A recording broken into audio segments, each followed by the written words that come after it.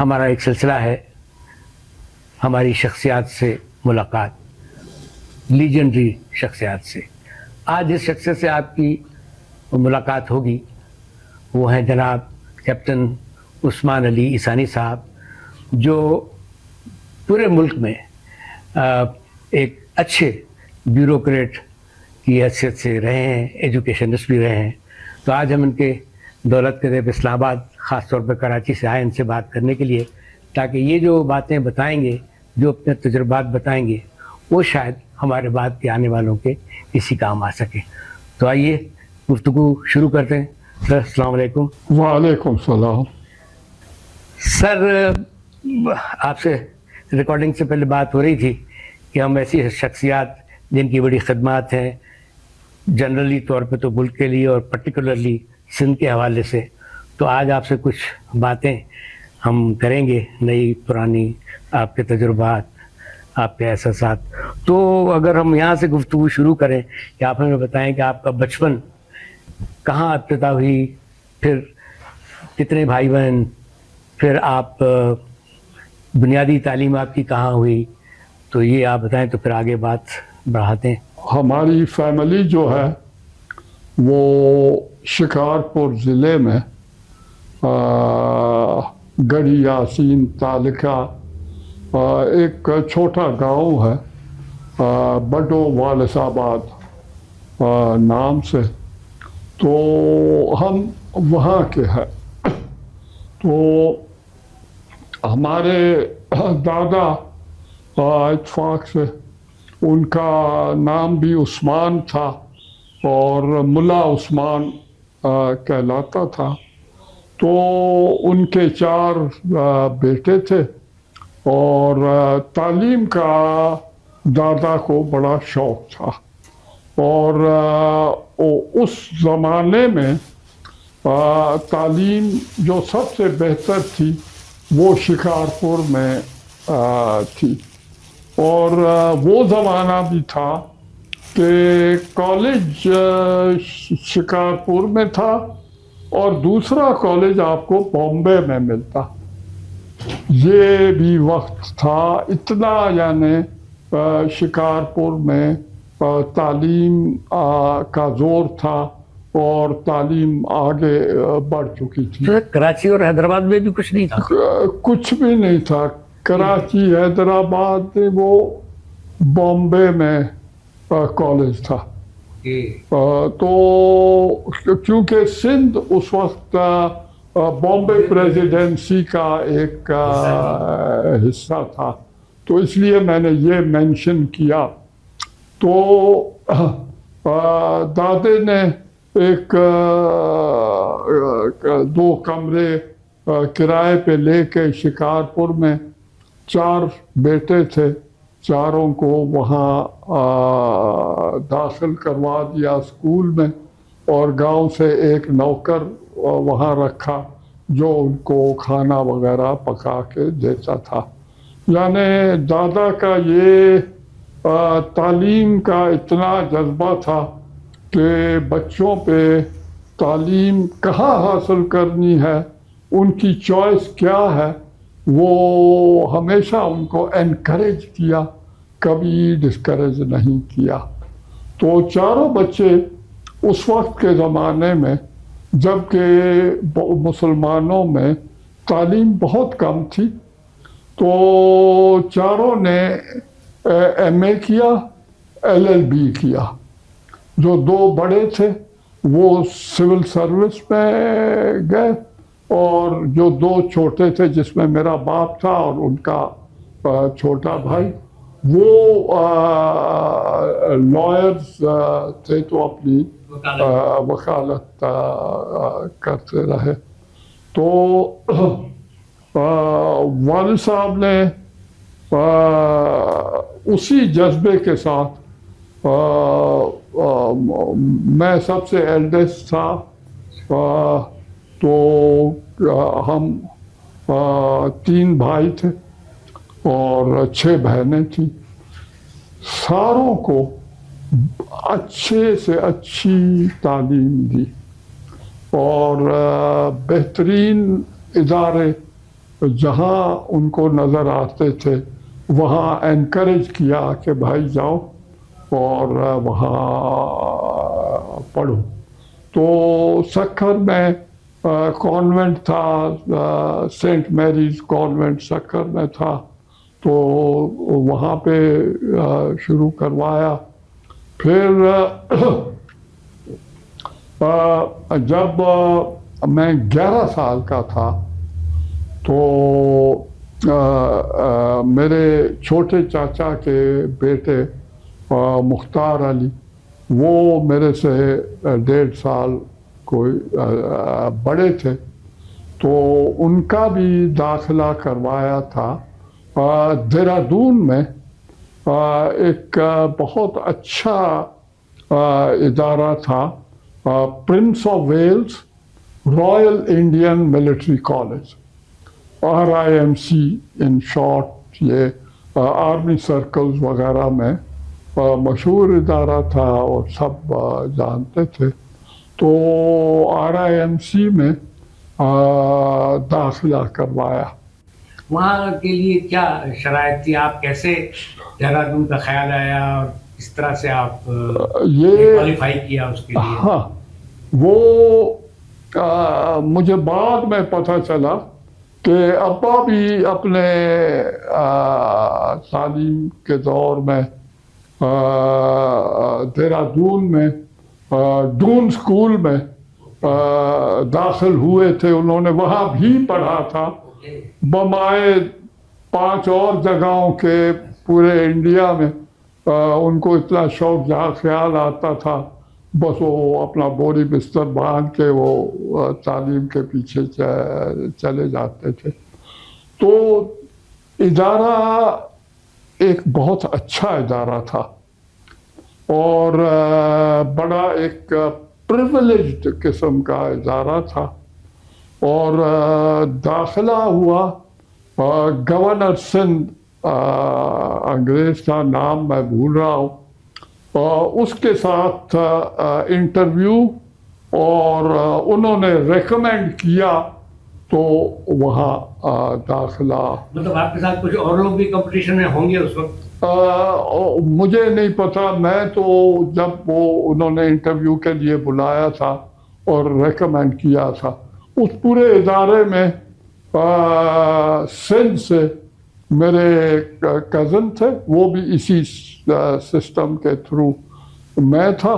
اور وہاں پہ سکھر میں JB Mangha Ram and company biscuit manufacturer تھے، اس کا بیٹا تھا. تو بس ہم یہ 3 تھے وہاں اسکول میں. اس علاقے سے تھا تو سارا ہندوستان ہی. باقی تو میں کہا کہ بڑا عجیب و غریب ادارہ تھا کہ اس میں انڈیا کے ہر صوبے اور بہت سے اسٹیٹس جو تھی ان سے ایک 2 اسٹوڈنٹس تھے. اور یعنی پورا یعنی ایک آل انڈیا سب کی نمائندگی تھی اس میں. اور اس زمانے کے ہمارے علاقے کے کچھ آپ کے کلاس فیلوز کے نام میں نے عرض کیا نا کہ ہم 3 ہی تھے. اچھا، ہم 3 تھے. میں تھا، چھوٹا تھا میرے سے 1.5 سال میرا کزن تھا، اور پھر وہ JB منگھا رام والے، اور JB منگھا رام کا بیٹا تھا سندھ سے، یہی تھا. تو پھر دوسرا اس میں ادارے میں یہ تھا کہ آدھے لوگ تو کامنرز تھے میری طرح، میرے کزن کی طرح عام شہری لوگ تھے، اور آدھے جو ریاستیں تھیں ان سے پرنسز تھے، شہزادے تھے، مختلف تھے. تو یہ میاں شہریار صاحب بعد میں فورن سیکرٹری پاکستان کے بھی بنے. یہ ولی عہد بھوپال کے تھے. اور بہاولپور نواب کے 3 بیٹے تھے. ان میں جو بڑے تھے جنرل ایس ایم عباسی، وہ بعد میں گورنر بھی بنے، مارشل لا ایڈمنسٹریٹر، گورنر بھی بنے. وہ بھی تھے. تو یعنی اس طریقے سے ولی عہد جے پور کا، جودھ پور کا، ساؤتھ انڈین اسٹیٹس کے، یعنی پورے انڈیا سے. اور عجیب بات کہ ہم صرف 90 اسٹوڈنٹس تھے، صرف 90. بڑی اچھی ریزیڈینشل انسٹیٹیوشن تھی. تو فیس بھی تھی؟ جی فیس وغیرہ بھی تھی؟ فیس کا وہ ابا جان اس وقت میں 11 سال کا تھا جب میرے وہاں، تو وہ فیس ویس کا ہمیں تو وہ ابا جان اور سرکار جانے. تو آپ اس سے اندازہ لگائیں کہ 14 اگست 47 کو پاکستان، تو ہم پھر بھی وہیں رہے سارے جو ہمارے. لگ گیا تھا آپ کو کہ پاکستان بن گیا ہے؟ ہاں پاکستان بن گیا. آپ کی عمر کیا تھی 14 اگست کو 47 کو؟ میں دیکھیں 34 تو یہ 13 سال کا تھا میں. 2 سال گزرنے کے بعد پاکستان بنا ہاں آپ کے داخلے کے 2 سال بعد. اوکے. ہاں تو 13 ایئرز اولڈ. اور میرے جو کزن تھے مختار علی، وہ بھی پھر بعد میں آرمی جوائن کیا، اور میڈیکل ریزنز پہ چھوڑنا پڑا. لوگ پھر وہ یو ایس اے چلا گیا، پی ایچ ڈی کی اس نے انگلش لٹریچر میں، اور پروفیسر وہاں بنا. تو وہ تھے، میں تھا، اور جو کچھ پنجاب سے، فرنٹیئر سے، بنگال سے مسلمان کیڈٹس تھے. تو ہمیں اگست، سپٹمبر، اکتوبر میں ہمیں پھر لے جا کے دہرادون سے سہارنپور گئے. سہارنپور سے ایئر فورس کے پلینز میں ہمیں لایا گیا لاہور. لاہور میں والٹن لاہور کا ہوائی اڈہ تھا اس وقت. تو وہاں لا کے پھر آرمی کے ٹرانزٹ کیمپ میں ہم رہے کوئی مہینہ ایک، پھر جا کے تو گھر میں واپس گئے. تو یعنی یہ آپ اندازہ لگائیے کہ کس عمر پہ اور کس کانفیڈنس کے ساتھ والد صاحب نے ہمیں وہاں بھیجا. اور پاکستان میں ہم آئے تو 7 مارچ 1948 میرے کزن اور میں راولپنڈی پہنچ گئے. داخلہ ابا نے لے دیا تھا لارنس کالج گھوڑا گلی مری میں. اس وقت تو کسی کو ہماری طرف تو کوئی پتہ نہیں تھا کیا ہے یہ گھوڑا گلی، کہاں پہ ہے. تو ہم لوگ آئے، اور کانفیڈنس اتنا کہ نہ ان کے والد صاحب نہ میرے والد صاحب آئے چھوڑنے. وہ ہمیں وہاں ٹرین میں بٹھا دیا اور یہ بتایا کہ یہ رات کو 1 بجے ایک جگہ آئے گی راولپنڈی، وہاں آپ نے اترنا ہے. کولی کو کہے کہ آپ کا سامان ले जाके वेटिंग रूम में रखेगा, सुबह सवेरे आप टांगा ले, राजा बाजार उसको कहें, राजा बाजार में मरी हिल ट्रांसपोर्ट मिलेगी, उसको कहें कि जी लॉरेंस कॉलेज जाना है, वो आपको पहुंचा देंगे। ये इंस्ट्रक्शंस हमें मिली तो हम खुद करके तो लॉरेंस कॉलेज का भी अपना ही निज़ाम था स्कूल का।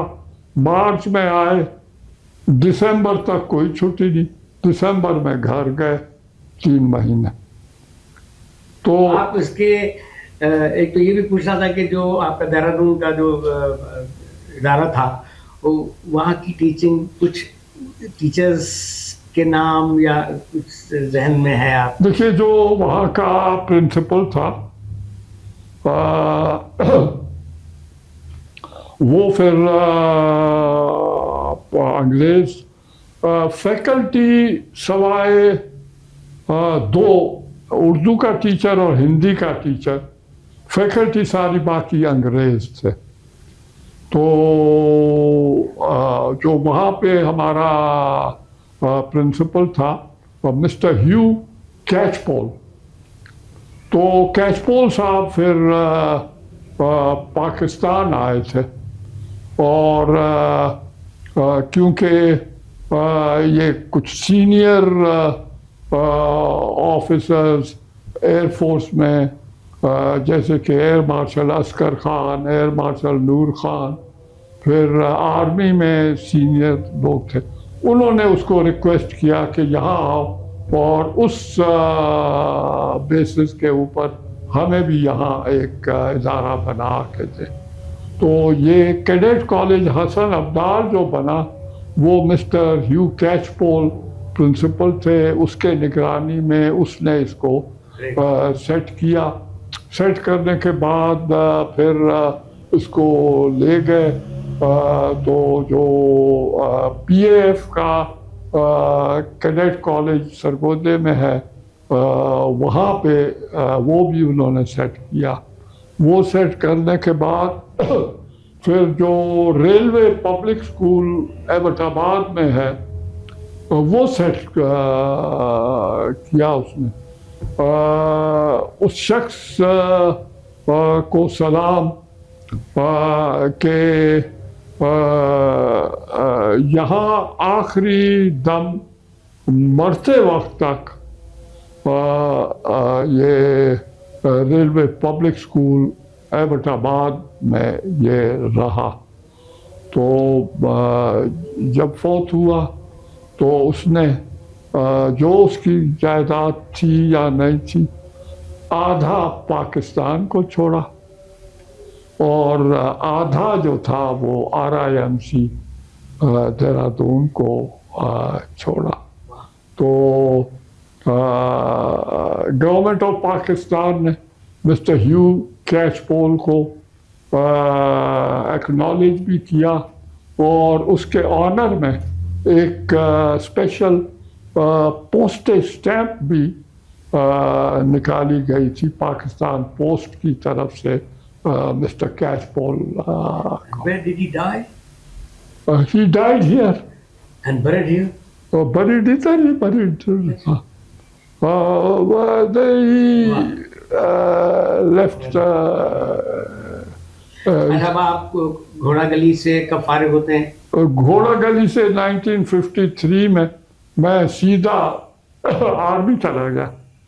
मैंने आर्मी ज्वाइन की और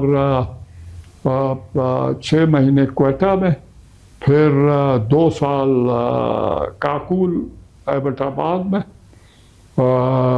कमीशन मिला आर्मी में। And you became the captain?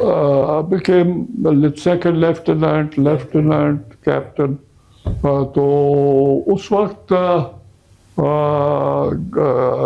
Government का एक स्कीम था कि कुछ लोग इंडक्ट करेंगे हम सिविल में, और वो इस बेसिस पे था कि प्री पार्टीशन इंडिया में ब्रिटिश ज़माने में दो सिविल सर्विसेज थी. एक तो ICS, इंडियन सिविल सर्विस, जैसे हमारे यहाँ जैसे अभी फिर हमारे यहाँ शुरू हुआ सिविल सर्विस ऑफ पाकिस्तान,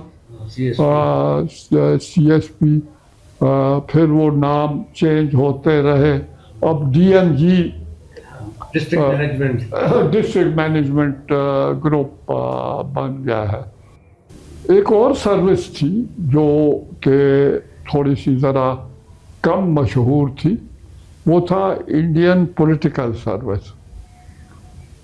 वो काम वही करते थे जो ICS, लेकिन उनका जो नॉर्मल पोस्टिंग और करियर था वो तो फ्रंटियर रीजन्स और डिफ़िकल्ट एरियाज़ में, ट्राइबल एरियाज़ हुए और इस किस्म के, और इंडियन स्टेट्स में ये पॉलिटिकल सर्विस ये होती थी. तो जिसका कि एग्ज़ाम्पल मैं आपको दूँ, पाकिस्तान में वो आए जनरल सिकंदर मिर्ज़ा, कर्नल इब्न हसन, तो इस किस्म के लोग, उनको ऑनररी देवर इन दी आर्मी, थे. आर्मी से उनको अच्छा, अगर मैं गलत नहीं हूँ तो कुछ अरसे तक हमारे यहाँ जो ट्राइबल एरियाज में जिसको आप पॉलिटिकल एजेंट कहते थे, हाँ, वो एक ही चीज या वो थोड़ा सा अलग है? पॉलिटिकल एजेंट तो डेजिग्नेशन थी of head of A district, समझ लाइक डिप्टी कमिश्नर, लाइक अ डिप्टी कमिश्नर. थे. बट क्योंकि जो पाकिस्तान में फ्रंटियर में जो ट्राइबल एरियाज थे वो मर्ज नहीं थे प्रोविंस के साथ. उसमें जो प्रोविंस का चीफ मिनिस्टर था वो उसके जुरिस्डिक्शन से बाहर थे. उनको सेंट्रल गवर्नमेंट वो सेंट्रल गवर्नमेंट डायरेक्टली गवर्न करती एडमिनिस्टर करती थी. और जो गवर्नर था प्रोविंस का वो उसका agent of the federal government के हिसाब से आज तक भी वही है. अभी ख़त्म किया है ना, अभी उसको मर्ज किया है. रिसेंट जो हुए हैं तो अभी ट्राइबल एरियाज नहीं रहे, उनको डिस्ट्रिक्ट्स बना दिया है. और उनकी अभी भी जो गवर्नर है वो तो सेंटर का नुमाइंदा है. गवर्नर सेंटर का नुमाइंदा है, लेकिन अभी वो ज़िले बन गए हैं तो इसलिए प्रोविंशियल गवर्नमेंट के अंडर आ गए. और गवर्नर वही अपना ड्यूटी सर अंजाम देता है जो कि एज ए गवर्नर देता है. तो ये अंग्रेज़ों ने उनकी स्टेटस अलग रखी थी इसलिए कि वहाँ की एडमिनिस्ट्रेशन बहुत डिफ़िकल्ट थी. और मैं ये कहूँ कि एक नॉवल किस्म का निज़ाम था जो कि जो पॉलिटिकल एजेंट था उसके लिए भी चैलेंज था और गवर्नमेंट के लिए भी एक चैलेंज था. तो अब ये आस्ते आस्ते वो जैसे कि बाकी ज़िले हैं तो अभी भी प्रॉब्लम्स हैं, इश्यूज हैं लॉ एंड ऑर्डर के, ये वो. तो लेकिन ये इसमें एब्जॉर्प्शन में टाइम लगता है. तो इंशाल्लाह कदम तो उठा लिया है